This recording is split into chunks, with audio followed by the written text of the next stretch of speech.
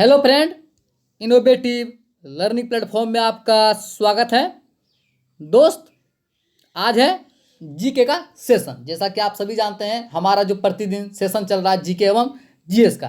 तो दोस्त, आज है जनरल अवेयरनेस का सेशन। इसमें जितने भी प्रश्न हैं वो काफ़ी इंपॉर्टेंट हैं सभी एग्जामों के लिए। तो कृपया फटाफट हमारे सेशन को शेयर कर दें ताकि अधिक से अधिक फ्रेंड हमारे साथ जुड़ सकें और इसका लाभ ले सकें। तो ठीक है दोस्त, मुझे उम्मीद है कि आप लोगों ने सेशन को शेयर कर दिया होगा।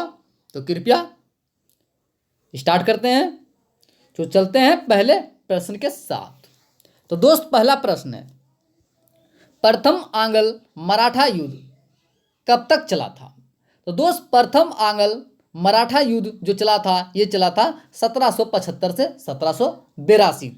कब दोस्त? 1775 से 1782। आप ध्यान रखिएगा, प्रथम जो आंग्ल मराठा युद्ध चला था ये चला था 1775 से 1782 तक। इसी युद्ध के तहत सलवाई की संधि भी हुई थी। आप ध्यान रखिएगा, 1782 में सलवाई की संधि जो हुआ था इसी युद्ध के तत्काल में हुआ था। तो आप ध्यान रखिएगा, प्रथम आंग्ल मराठा युद्ध 1775 से 1782 तक चला था। ठीक है दोस्त, चलते हैं प्रश्न नंबर 2। भारत में इल्वट बिल किसके द्वारा लाया गया था? तो दोस्त, भारत में जो इल्वट बिल लाया गया था ये लाया गया था लॉर्ड रिपन के द्वारा। आप ध्यान रखिएगा, जो लॉर्ड रिपन थे उन्हीं के द्वारा इल्वट बिल को लाया गया था। तो इसका आंसर क्या है दोस्त? Lord Ripon.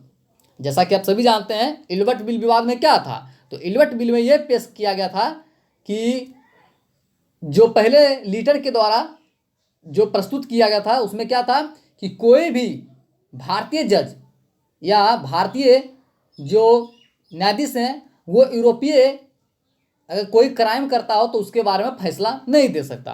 परंतु लॉर्ड रिपन ने इसका खंडन किया और इल्वट बिल लाके उन्होंने यह बिल पास किया कि यूरोपीय हो चाहे कोई भी हो, यदि क्राइम करे तो वे भारतीय जज भी इसका न्याय कर सकते हैं। ठीक है दोस्त, चलते हैं प्रश्न नंबर 3।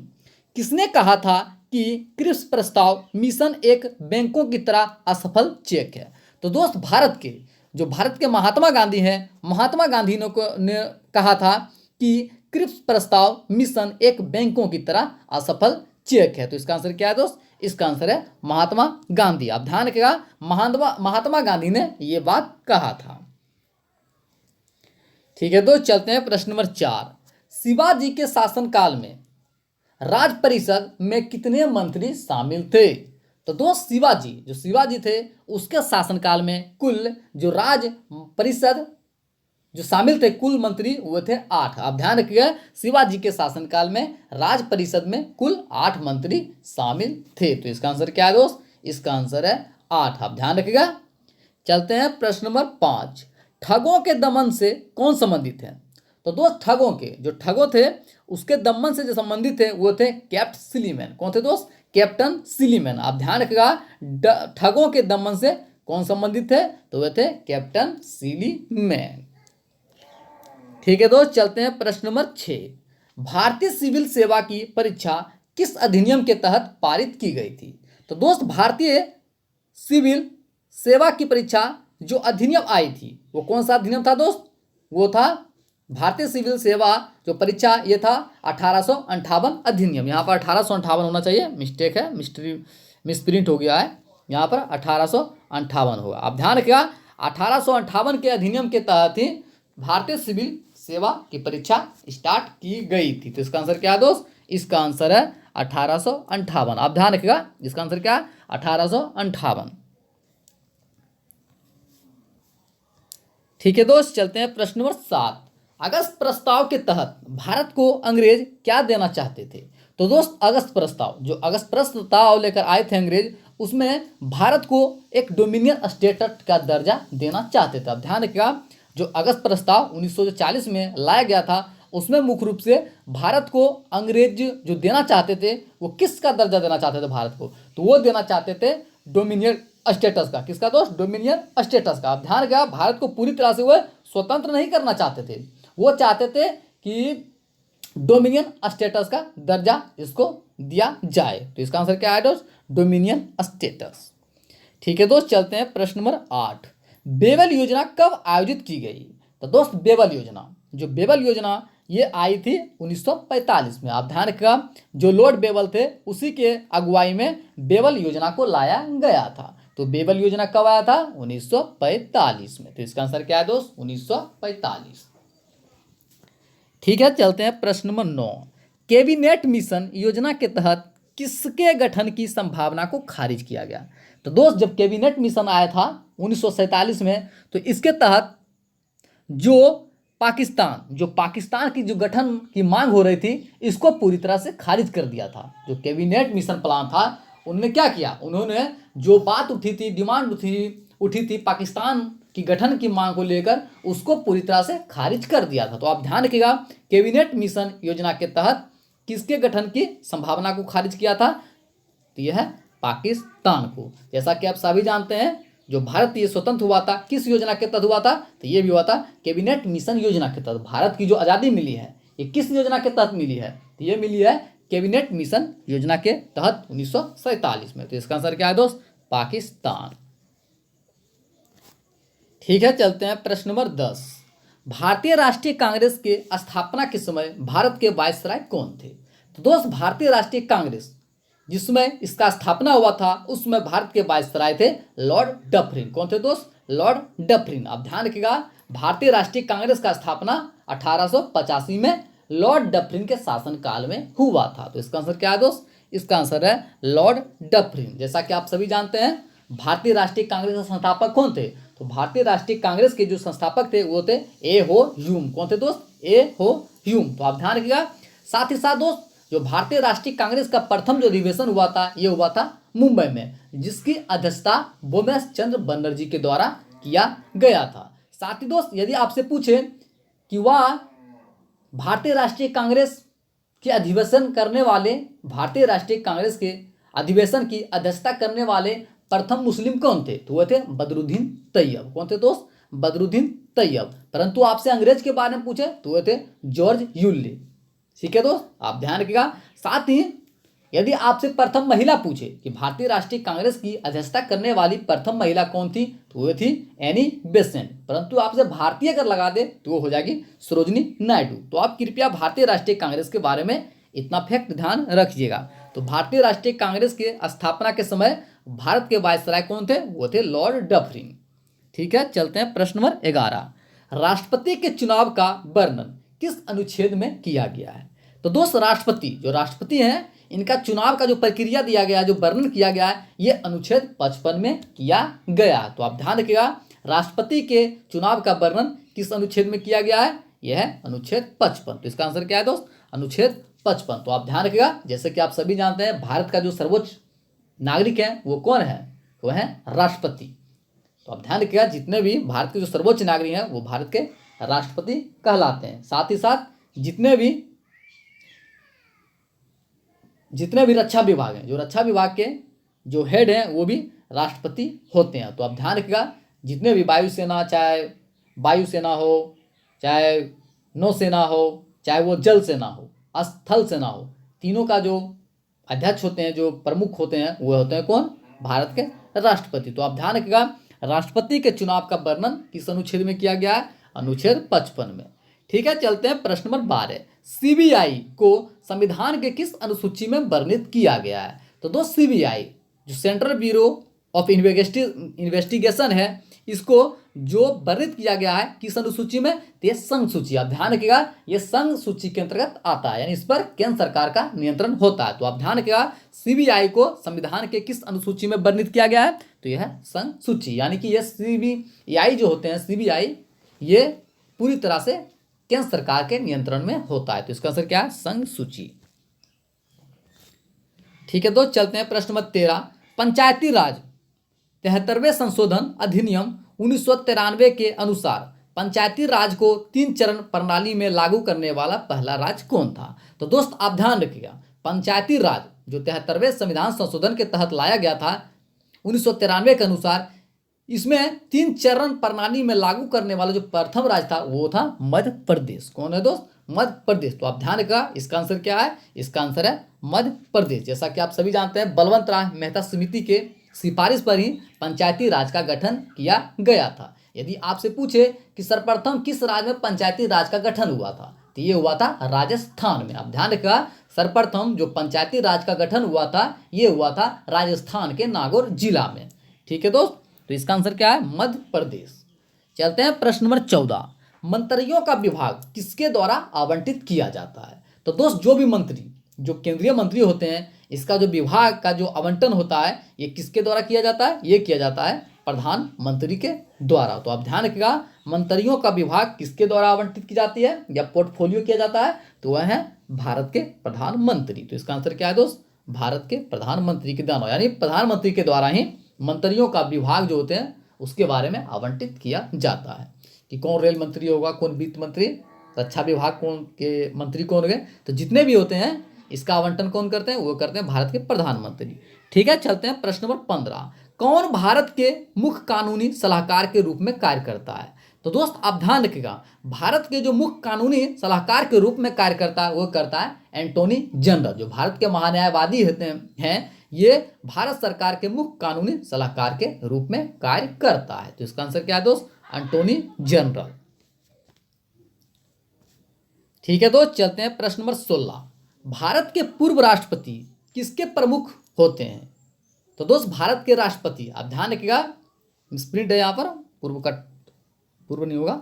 भारत के राष्ट्रपति किसके प्रमुख होते हैं? तो दोस्त भारत के जो राष्ट्रपति होते हैं वो मुख्य रूप से राज्य के उप प्रमुख होते हैं। तो इसका आंसर क्या है दोस्त? राज्य। आप ध्यान रखिएगा, भारत के पूर्व राष्ट्रपति किसके प्रमुख होते हैं? तो भारत के जो राष्ट्रपति होते हैं वो राज्य के प्रमुख होते हैं।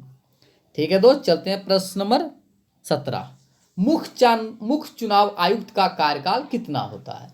तो दोस्त भारत के जो मुख्य चुनाव आयुक्त होते हैं, जो चीफ इलेक्शन कमीशन होते हैं, इसका जो कार्यकाल होता है ये होता है 6 वर्ष या 65 वर्ष। आप ध्यान रखिएगा, उनका जो कार्यकाल होता है या तो आप 6 वर्ष तक रह सकते हैं अपने पद पर, या तो आपकी आयु 65 वर्ष तक होनी चाहिए। तो आप ध्यान रखिएगा, मुख्य चुनाव आयुक्त का कार्यकाल कितना होता है?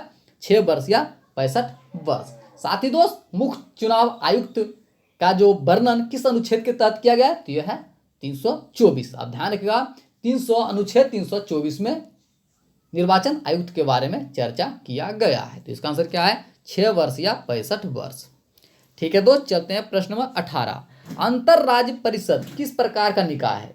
तो दोस्त अंतर राज्य परिषद ये जो है ये संवैधानिक निकाय है। किस प्रकार का दोस्त? संवैधानिक निकाय, यानी कॉन्स्टिट्यूशनल बॉडी है। आप ध्यान रखिएगा, एक होता है गैर संवैधानिक निकाय और एक संवैधानिक निकाय, जिसका वर्णन संविधान के अनुच्छेद में किया गया हो, यानी कि संविधान में स्पष्ट रूप से किया गया हो, उसे कहते हैं संवैधानिक निकाय। और जिससे कानून के द्वारा बनाया गया हो या किसी बिल के माध्यम से बनाया गया हो तो उसे बोलते हैं गैर संवैधानिक निकाय। तो आप ध्यान रखिएगा, अंतर राज्य परिषद किस प्रकार का निकाय है? तो यह संवैधानिक निकाय यानी कि कॉन्स्टिट्यूशनल बॉडी है। इसका जो वर्णन किया गया है अनुच्छेद 263 के तहत किया गया। तो आप ध्यान रखिएगा, इसका आंसर क्या है? संवैधानिक निकाय। ठीक है दोस्त, चलते हैं प्रश्न नंबर 19। राज्य मंत्री परिषद का प्रमुख कौन होता है? तो दोस्त राज्य मंत्री जो परिषद का प्रमुख होता है वो होता है मुख्यमंत्री। आप ध्यान रखिएगा, राज्य मंत्री परिषद का प्रमुख कौन होता है? तो भारत जो होते हैं मुख्यमंत्री होते हैं, राज्य के मुख्यमंत्री वे उनके प्रमुख होते हैं। तो इसका आंसर क्या है दोस्त? मुख्यमंत्री। ठीक है, चलते हैं प्रश्न नंबर 20। संसद में सामान्य नीति के मामलों पर सरकार के प्रमुख प्रवक्ता कौन होते हैं? तो दोस्त संसद में जो सामान्य नीति के मामलों पर सरकार के जो प्रमुख प्रवक्ता होते हैं वे होते हैं भारत के प्रधानमंत्री। तो आप ध्यान रखिएगा, संसद में सामान्य नीति के मामलों पर सरकार के प्रमुख प्रवक्ता कौन होते हैं? तो ये होते हैं भारत के प्रधानमंत्री। तो इसका आंसर क्या है दोस्त? भारत के प्रधानमंत्री। जैसा कि आप सभी जानते हैं, अभी जो भारत के प्रधानमंत्री हैं नरेंद्र मोदी जी, वो क्या है? वो संसद की सामान्य नीति के मामलों पर सरकार के प्रमुख प्रवक्ता हैं। तो इसका आंसर क्या है? भारत के प्रधानमंत्री। ठीक है, चलते हैं प्रश्न नंबर 21। वित्तीय आपातकाल की घोषणा कितनी बार की गई? तो दोस्त वित्तीय आपातकाल की जो घोषणा की गई है अभी तक एक बार भी नहीं की गई है। तो आप ध्यान रखिएगा, इसका आंसर क्या है? एक बार भी नहीं।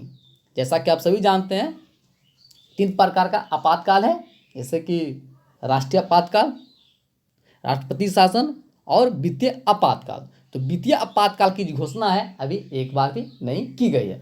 राष्ट्रीय आपातकाल जो है अनुच्छेद 360 में है, राष्ट्रपति शासन 356 में, और वित्तीय आपातकाल जो है यह 360 अनुच्छेद के तहत वर्णित है। तो आप ध्यान रखिएगा, वित्तीय आपातकाल की घोषणा अभी एक बार भी नहीं की गई है। ठीक है दोस्त, चलते हैं प्रश्न नंबर 22।